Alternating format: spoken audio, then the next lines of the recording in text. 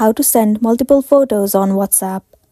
It's pretty simple and a quick process, so without any further delay, let's jump right into the video. First thing first, you need to head over to your application WhatsApp. Make sure that you are using the updated version. Also, enter your login credentials and log into your specific account.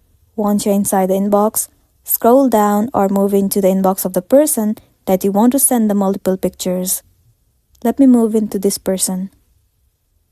Now click on this plus icon right over here and then tap on Photos.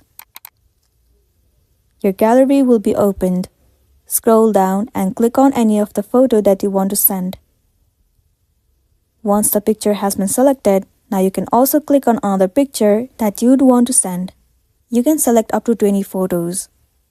Once you've selected the picture that you want to send, click on the send icon at the bottom right corner of the screen.